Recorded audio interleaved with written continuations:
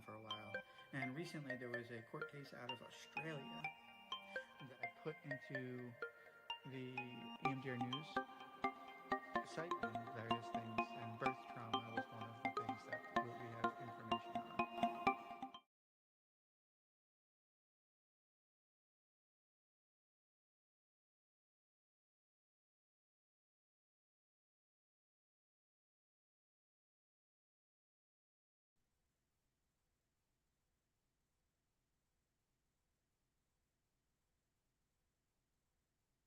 Hello, everybody. This is Doc V from EMDR News. All right.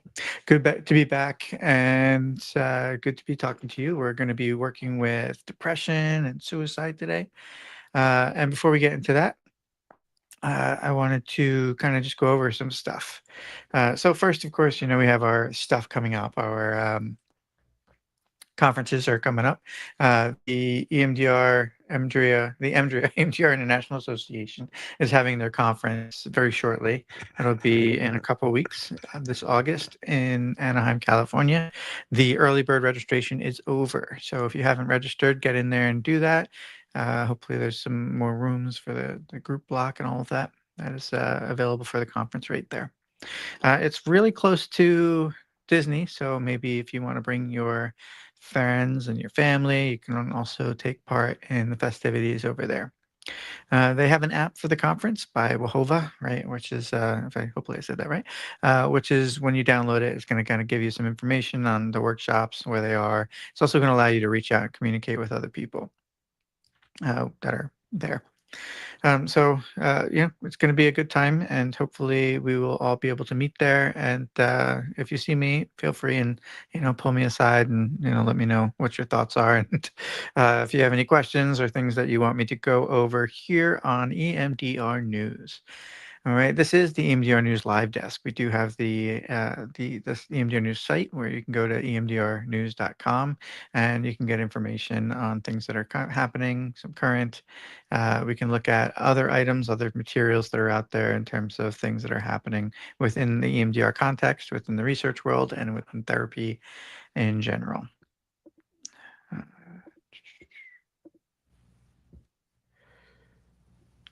Okay. Yeah. So as far as the business over here, what's happening? We will be doing a couple of extra things going on soon, which I think are kind of exciting. I do bring people in every now and then to do uh, uh, guest work. We're going to be bringing in Sebastian soon, and that'll be fun. We're going to be working on EMDR and veterans, and that should be by the end of the month, end of the week rather. I'll have to give him a call and see how he's doing, making sure that he's all set and ready to go. As far as other things that we have going here at EMDR News, we're going to have a tool site that's going to be opening up soon. And hopefully that tool site will give you the resources that you need to better work or help with your clients. So you'll see that pop up soon. As far as the any trainings or anything, we don't have any trainings right now. Paradise Institute, which is our who's allowing us to have EMDR News. Um, they do not have any trainings at the moment, but they should be opening up a consultation cohort soon. So keep your eyes open for the next consultation cohort. It'll be me mostly doing the work. We have a couple other CITs, consultants in training, that might also be there helping out. So just keep your eyes out and see if that comes up for you, and that might be something of interest for you. Because what we're trying to do is not just make sure that you have the ability, right, that you are trained, and that you start feeling some confidence, but also that you're competent. Because when you are not competent and confident, one of the things that could happen, which I keep railing on, is EMDR drift.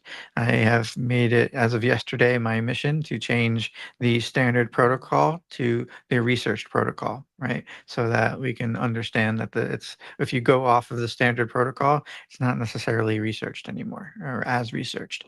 There might be some research out there, mind you, but it's not as researched. And I think that's very important for us as clinicians and researchers and people that want to make sure that when we are speaking to our clients and colleagues, that we're speaking of things that are not just, hey, I did this once and it was cool, or I did this a bunch of times and it seems to work.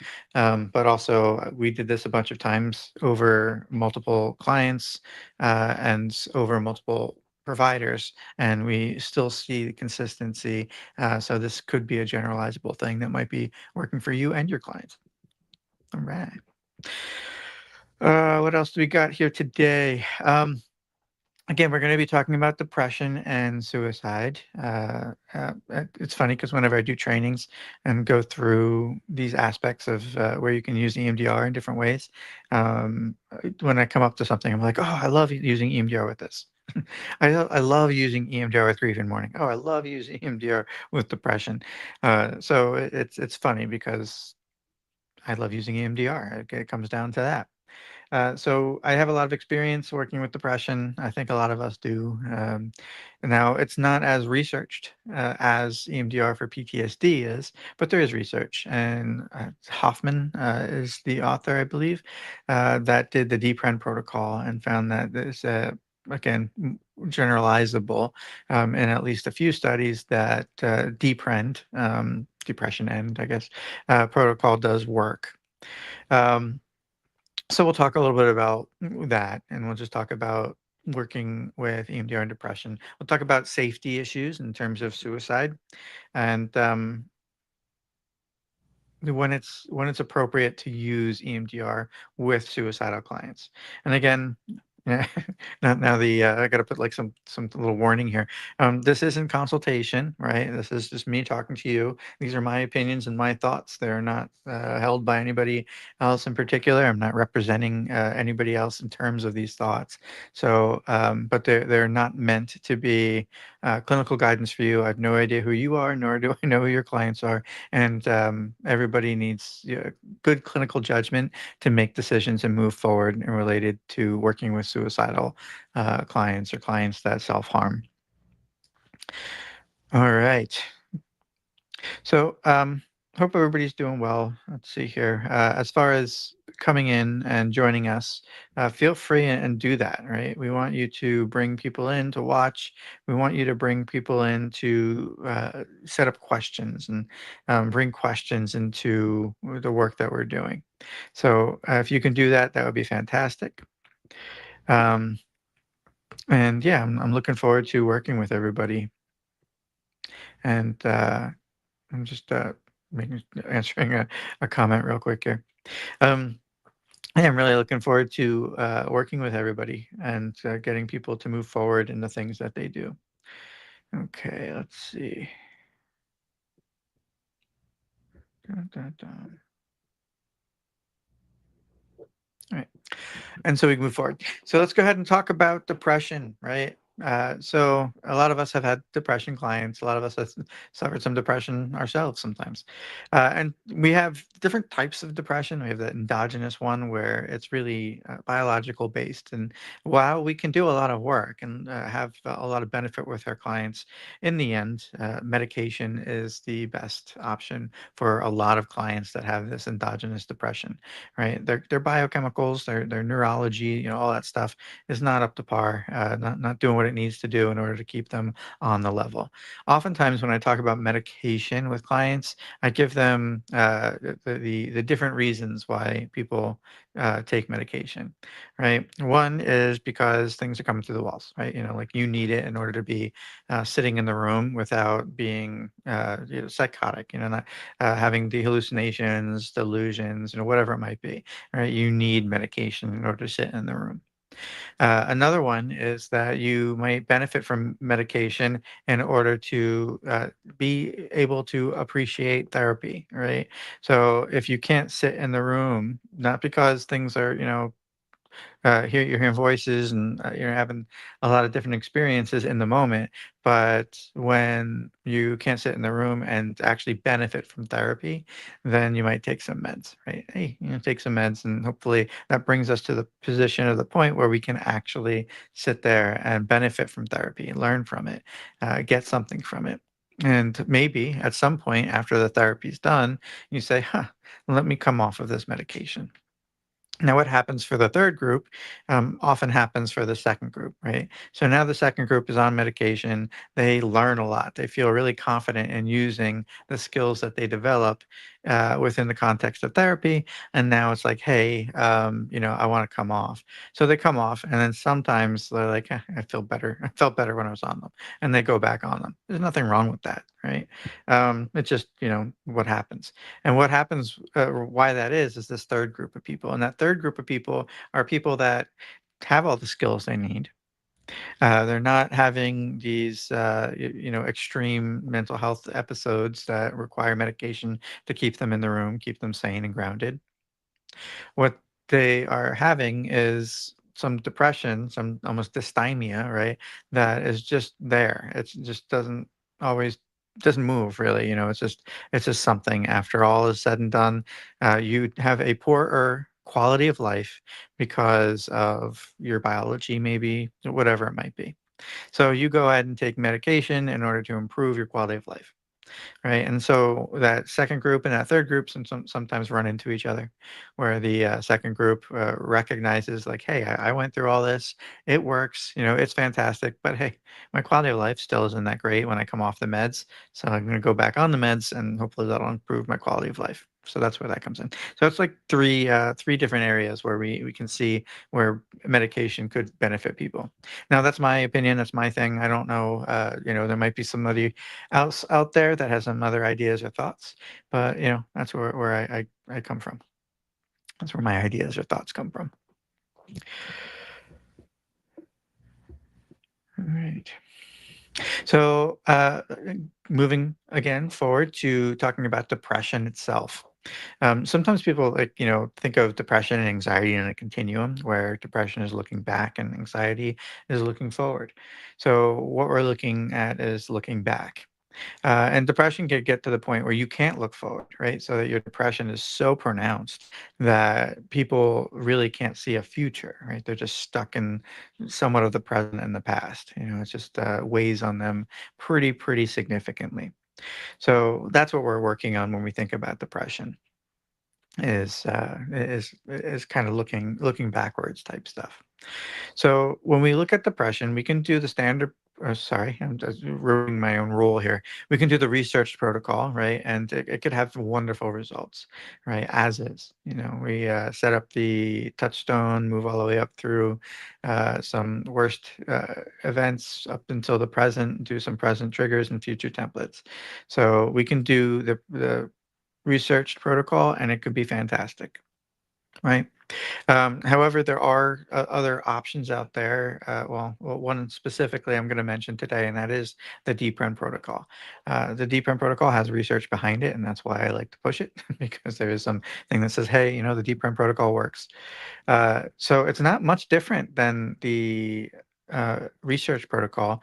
It's just it's just how you are going to organize the memories might change a little bit. Instead of doing past, present, future like we teach for the research protocol, we are now going to jump around a little bit in a different way. So first, we might look and say, okay, what are some of the recent situations or events that are bringing your depression out today? So if they're having a depressive episode within the last couple of weeks, we say, okay, was there something that kind of stimulated this thing that started it? What are some of the situations that have brought up this depression for you recently? So we get those. Those are what we're going to start with Deep Print, right? We're going to go ahead and look at those ones. And then after we do some of that work, we're going to switch tracks and be like, okay, now we can go and look for the touchstone, right? Now we can go and look for where these ideas and thoughts and feelings came from. So now we're jumping back all the way to the past and finding where these themes that underlie the depression may have originated. So we have done some of the present triggers. Now we're all the way back in the past and looking at where we can find some memories that hold up the whole structure of this depression. So as we look through these memories and work on them, we can do those chronologically, right? So we can look at those thematic depression-related memories, and we can do them chronically. My goodness, chronologically as well when we do that. So for deep it's present, and then all the way distant past, and then we're going to start look for depressive episodes between past and the present, right? What are some significant depressive, maybe even suicidal episodes that occurred in the media in over time, in between when this stuff started and present day. So then you're going to go and look for instances where you had your other depressive episodes. Uh, and that's and then do what about future template I call relapse prevention. So and then after that we move into relapse prevention. We move into looking at future templates, how you can see yourself having um, a reacting positively and coping well with a depressive state or the situation that might lead to a depressive state.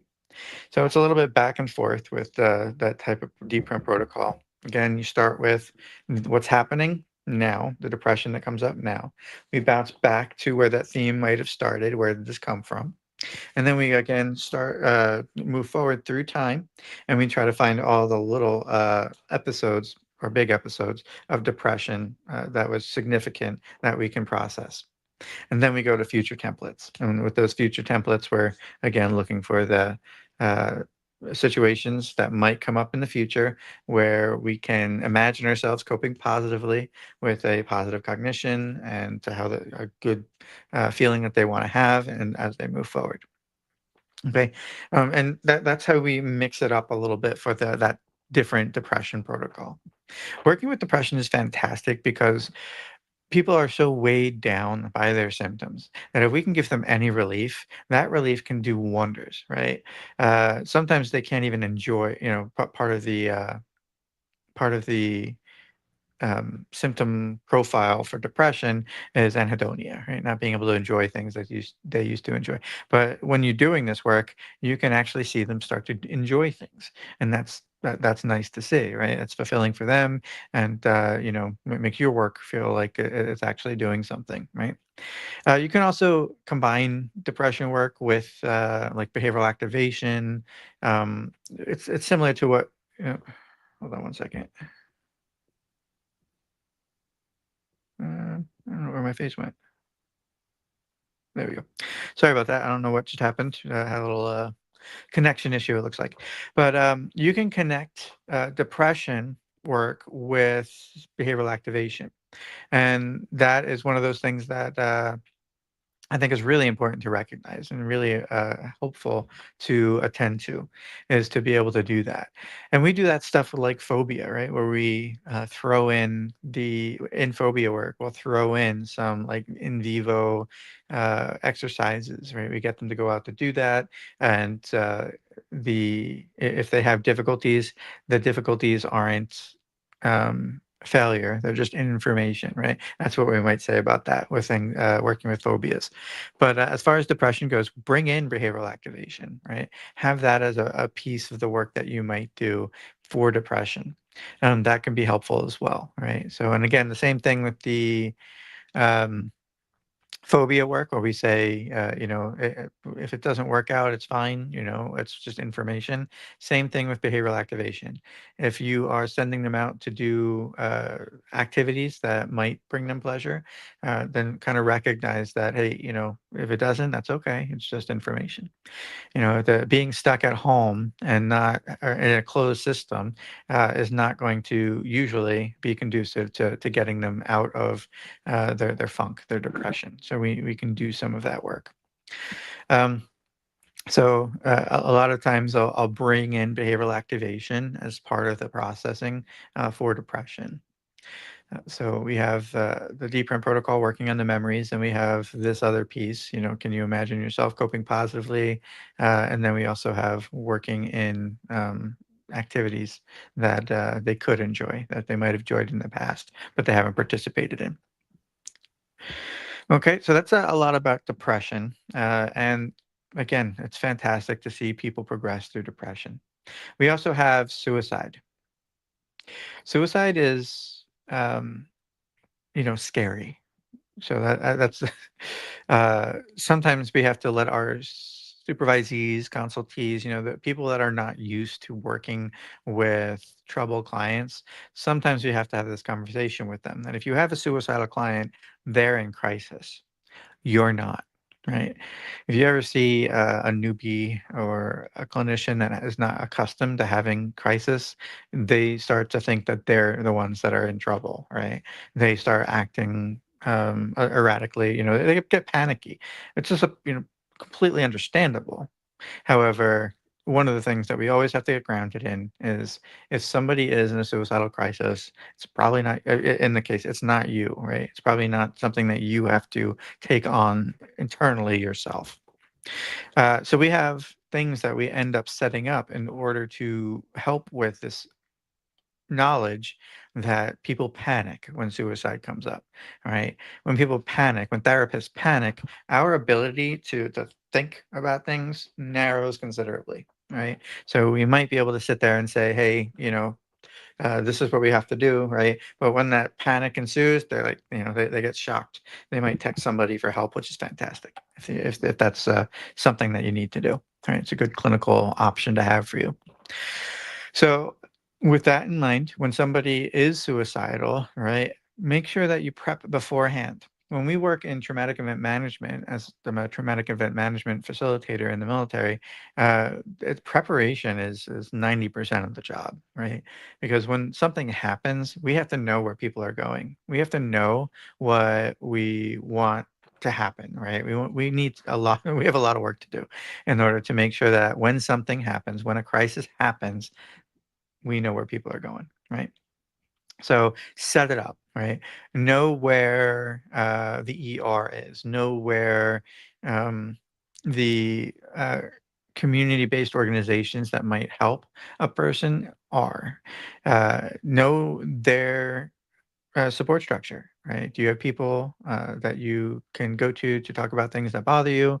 And that's one line, right? That kind of distractors maybe, and then also people you can go to actually talk about your current suicidal crisis, right? So there might be two different sets of people, but making sure that in your traumatic event management piece that you know what they are. And then you have different layers. You have things that might happen before a suicidal crisis that you set up. Again, reach out, make sure you have a safety plan, use your safety plan. When the crisis happens, then what do you do, right? I got my ER. I can call my provider.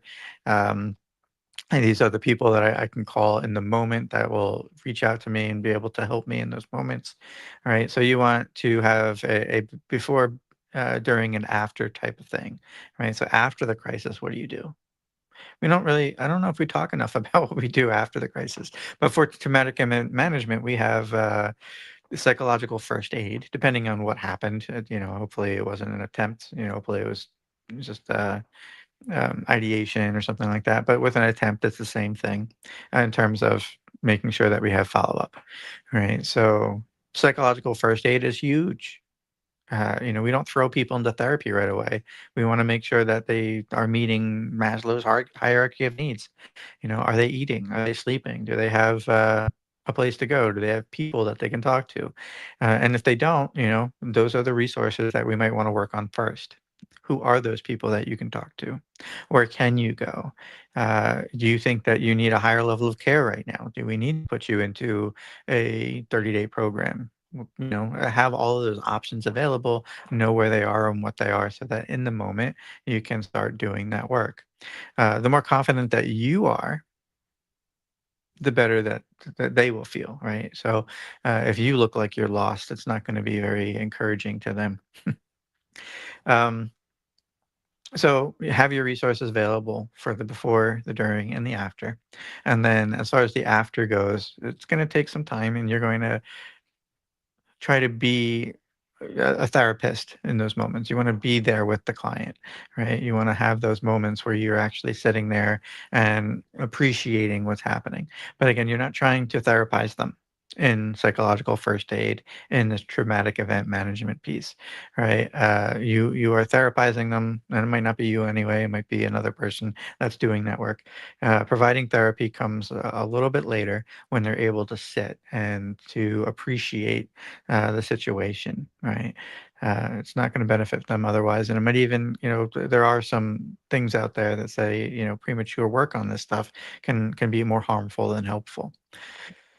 So we're going back to research protocol, and the research protocol is when we look at the work that we're doing, is still the place that we want to go. And the idea with that is that they have to meet readiness criteria, right? So can we do work with a suicidal client?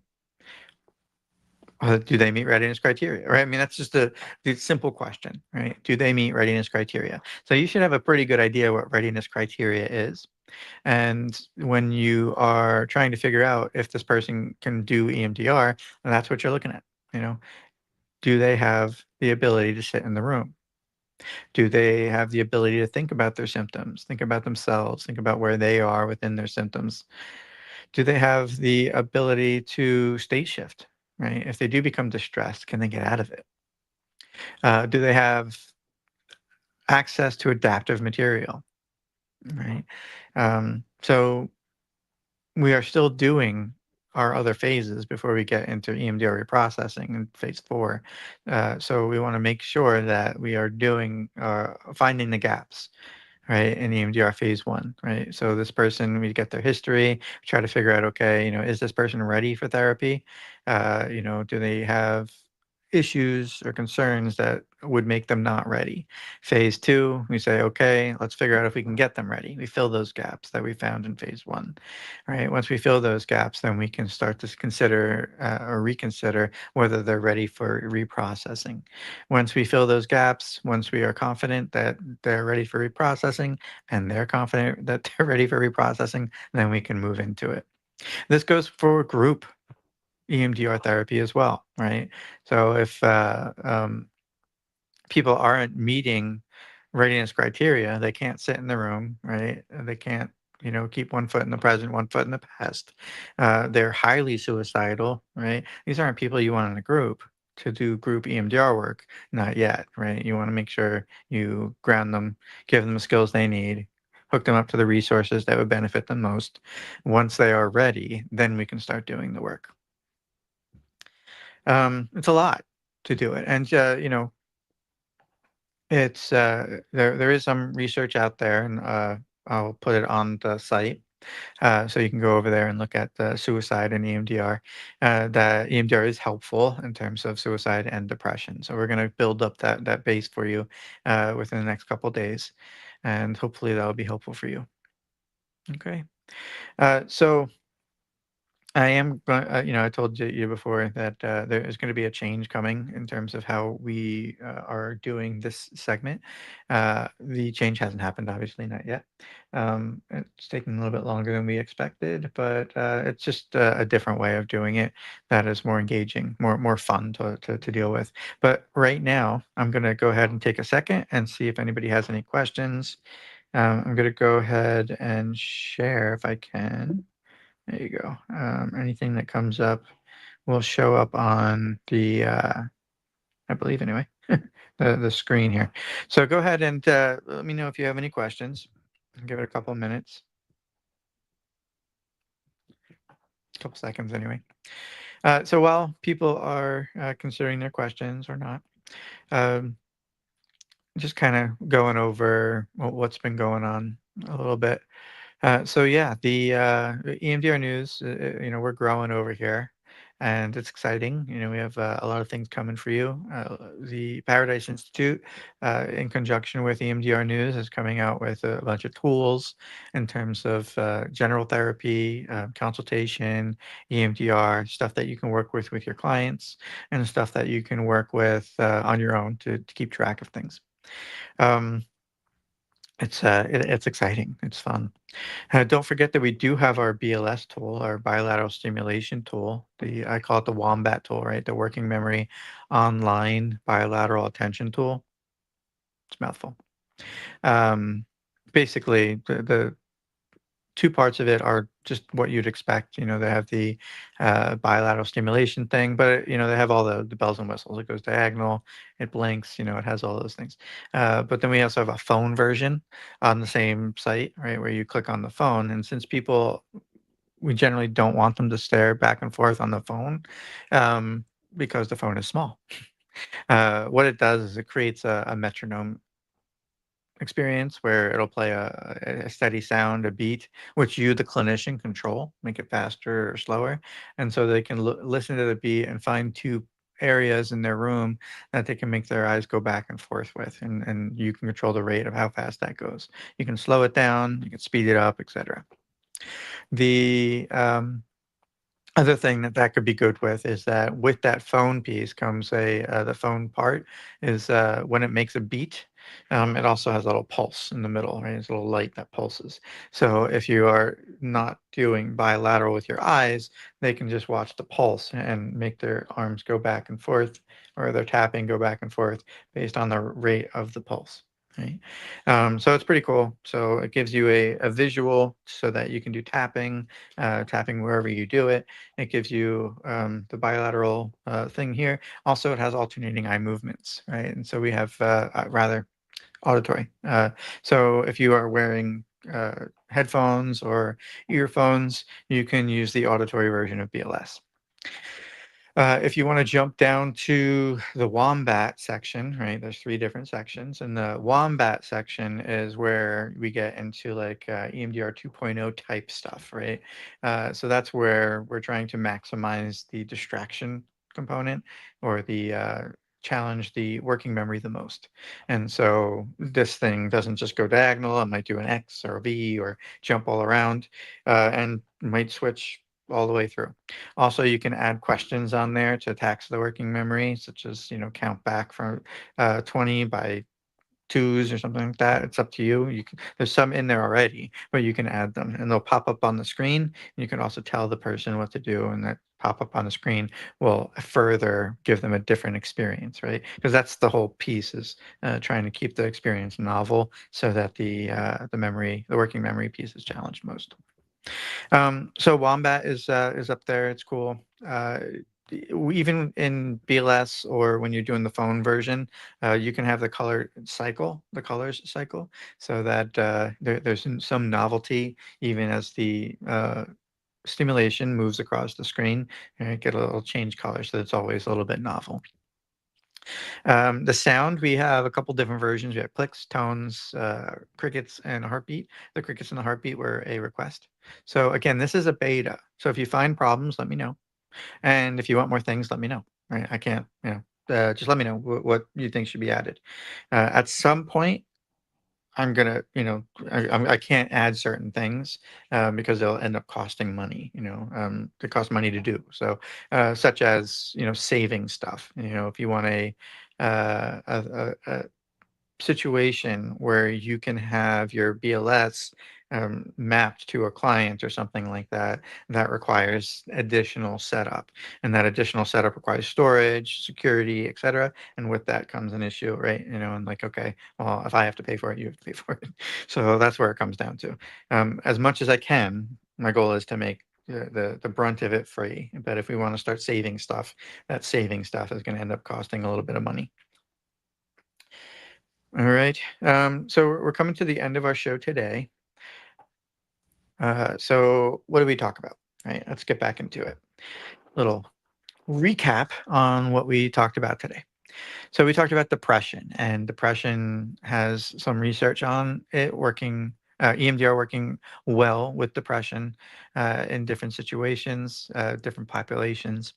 And we have a specific protocol that we can use that is by Arnie Hoffman, I think the first name was. I'm not 100% sure, but Hoffman is the last name. And the DPREND protocol, right? That's the DPREND protocol. And mainly what we notice with the DPREND protocol is just how we decide what memories we're going to work with first, second, and third. Now, as you know, with our clinical work, when we move past our first training or the first half of our training into working with more complex clients, we have a little more freedom based on clinical judgment to figure out where we're going to start our memory reprocessing to have the best effect for the client in the time that they have.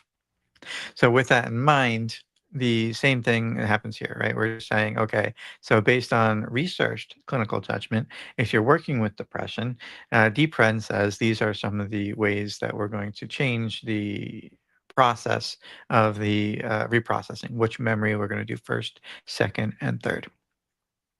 So that is, pretty cool, right? That we have something that works, it's been researched, and we can have some confidence in it. Again, there's not that many research studies. So the more research studies there are, the more confidence we can have. And as we know from research, it's retestable. So things that we believe and know today, we can come to a different conclusion tomorrow. But again, that conclusion is based on research. We moved into suicide, and suicide is something that we're all afraid of. In the military, in the VA, we go. We had 22 a day. I think it's actually down 17 point to like 17.5 a day. Um, but it's a sad, scary statistic, and we want to get out ahead of it as much as possible. Um, Suicide is generally high as well within the general population, so it's not just veterans, but again, veterans hold a place in my heart. So that's why I bring that one up. So when we work with suicide, we want to make sure that we pay attention to the principles of traumatic event management and identify how we can prepare before something happens. And that's with any client, but specific clients, you might find some ways to prepare beforehand that are specific to them, not just general. We want to work on what our resources are in terms of the community, what's available, so that if something does happen or something is impending, that we can make sure we set things up to where uh, our clients have the best opportunity for recovery. So when something does happen, where's the ER, where's the doctor, where are the points of contact that are most important to reach out to? And then on the other end, recovery, what does that look like? Are there programs that you know about that would be helpful for this specific client? Um, and, work through that. Starting with psychological first aid, right? We don't want to jump into therapy until the person is ready. Makes sense, but we have that problem of, uh, you know, trying to therapize people before they're able to sit in the room, which can again be has supposedly been harmful for people in the past. So you work on that end, right? This the Make sure that they're able to sit in the room. Make sure you have the resources set already before any of this even happens, and make sure that you have as many people within that client's orbit that can be there for them to talk about things that bother them as possible. Because the support structure would be one of the bigger things that would keep people from relapsing within that high risk 30, 60, 90-day period after a specific event, a suicidal event. All right. So we talked about depression, we talked about suicide, and we talked about the Wombat tool. And again, more tools are coming out for you. But if you are trying to figure out what to use in terms of your bilateral stimulation, Wombat, right? I can send out your beta so that you can test it out. You can send me information just to reach out to me, and I'll send that link to you. Okay, so that's about it. If you have any questions, feel free and reach out. Otherwise, have a great Tuesday, and I'll see you tomorrow morning. This has been Doc V, EMDR News, and I will see you tomorrow. Bye, everybody.